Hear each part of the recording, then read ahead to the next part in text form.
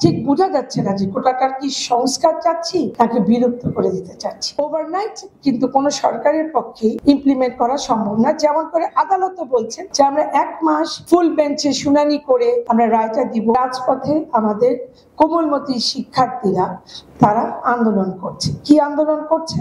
যে কোটার তারা ঠিক বোঝা যাচ্ছে না যে কোটাটার কি সংস্কার চাচ্ছি নাকি বিলুপ্ত করে দিতে চাচ্ছি। আদালত কিন্তু একটি দিক নির্দেশনা দিয়েছে এবং তারা বলেছেন যে কোটার পরিবর্তন বা হার কমানো বা বাড়ানো অর্থাৎ পরিবর্তন পরিমার্জনের একটা সিদ্ধান্ত তারা দিয়েছে।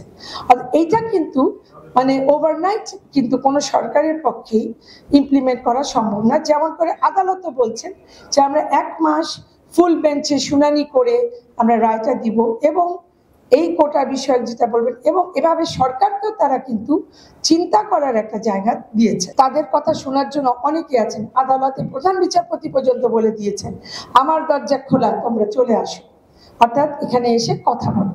তো এই যে আমি বলবো যে তোমাদের বন্ধুরা ভাই বোনেরা যারা আছেন তাদের সাথে আমাদেরকে এই বিষয়গুলো পরিষ্কার করে কথা বলতে হবে। আমি নিজেও কিন্তু ভাইবা বোর্ডে যাই একজন এক্সপার্ট হিসাবে।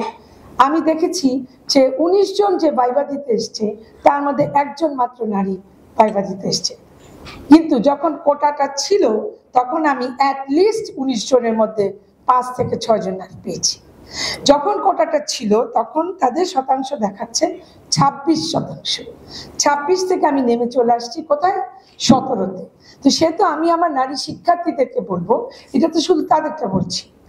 মুক্তিযোদ্ধা কোটা নিয়ে অনেক কিছু বলা হচ্ছে কিন্তু মুক্তিযোদ্ধা কোটাটাও কিন্তু ফিল আপ হচ্ছে না। সেখানে একটি কথা এসছে যে যেই পোস্টগুলি ভ্যাকেন্ট রয়ে যাচ্ছে সেখানে আমাদের মেধাবীদেরকে দিয়ে দেওয়া হোক। আমি মনে করি যে সরকার অবশ্যই এই বিষয়টি গুরুত্বের সাথে বিবেচনা করবে। জাতির পিতা বঙ্গবন্ধুকে অনেক প্রশ্ন করা হয়েছে যে আপনি কোন সমাজতন্ত্রের কথা বলছেন। উনি বলেছেন আমি ন্যায্যতার কথা বলেছি। উনি ন্যায্যতার কথা বলেছেন দেখেই কিন্তু এই কোটাটাও উনি প্রচলিত করেছিলেন। সেখানে টেকনিক্যাল কি বিষয় আছে সেটা আদালত দেখবে, সরকার দেখবে, জাতীয় সংসদ দেখবে, নির্বাহী বিভাগ, বিচার বিভাগ, আইন বিভাগ সবাই দেখবে।